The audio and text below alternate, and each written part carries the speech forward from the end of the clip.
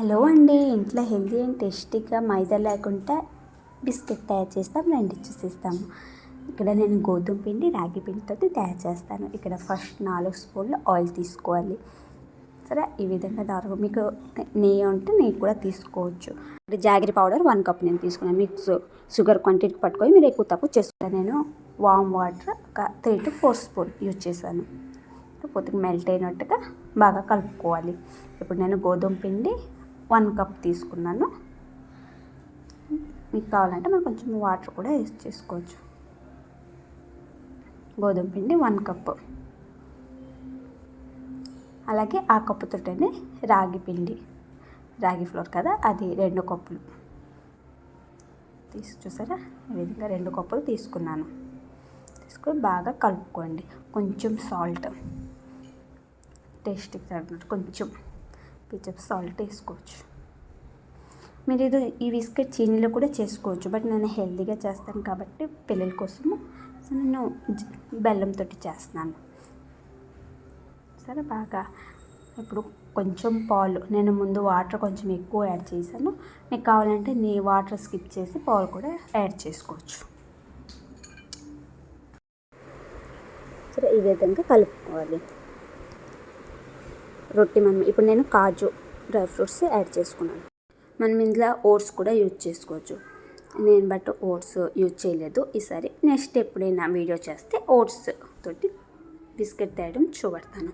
ఇప్పుడు మనము కళాయి ప్యాన్ పెట్టేసి మనము దేంట్లో బిస్కెట్ తయారు చేస్తాము, అందులో ఓవెన్తో నేను యూజ్ చేయలేదు, ఇక్కడ ప్యాన్లో చేస్తున్నా. కళాయిలో కొంచెం సాల్ట్ వేసి గిన్నె పెట్టేసి మీడియం ఫ్లేమ్లో హీట్ చేయాలి. ఇప్పుడు దేంట్లో మనం బిస్కెట్ చేస్తాం ఆ ప్లేట్ తీసుకొని కొంచెం నెయ్యి అప్లై చేసుకొని బాగా అన్ని కంటినట్టు అప్లై చేసుకోవాలి. చూసారా, ఈ విధంగా. దీంట్లో నేను బేకింగ్ సోడా, బేకింగ్ పౌడర్ ఇలాంటి యూజ్ చేయలేదు. నేను ఇక్కడ మెజర్మెంట్ స్పూన్లో తీసుకున్నాను. తీసుకొని ఇక్కడ సర్కిల్ లాగా, నాకు సర్కిల్ షేప్లో నేను చేసుకుని, చూసారా, కొంచెం ఆయిల్లో కూడా మన చేతికి అంటట్లేదు. ఫినిషింగ్ కూడా బాగా వస్తుంది. నేను దీంట్లో ఎలాంటి బేకింగ్ సోడా, బేకింగ్ పౌడర్ కూడా యూజ్ చేయలేదు. హెల్దీ వేలో చేస్తున్నాం కాబట్టి, రాగితో ఒంటికి మంచిది కదా, సో రాగితోటి చేస్తున్నా. ఈ విధంగా మొత్తము ప్లేట్ మొత్తము పెట్టేయాలి. మీకు కావాలంటే వేరే షేప్ కూడా చేసుకోవచ్చు. కొంచెము లుక్ కోసం అనేసి నేను ఇక్కడ ఫోక్ తోటి ఈ విధంగా కొంచెం లైట్గా ఫ్రెష్ చేయాలి, లుక్ బాగుంటుంది.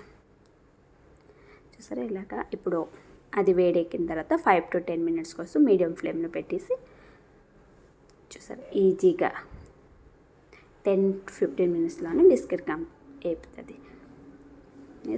చల్లారిన తర్వాత హార్డ్గా టేస్టీగా మా ఇంట్లోతో అందరికీ ఇష్టము. ఒక్కసారి ఇది ట్రై చేసి చూడండి, చాలా నచ్చుతుంది పిల్లలకి. నా వీడియో మీకు కనుక నచ్చినతోటే నా ఛానల్కి లైక్, షేర్ అండ్ సబ్స్క్రైబ్ చేసుకోండి. బాయ్.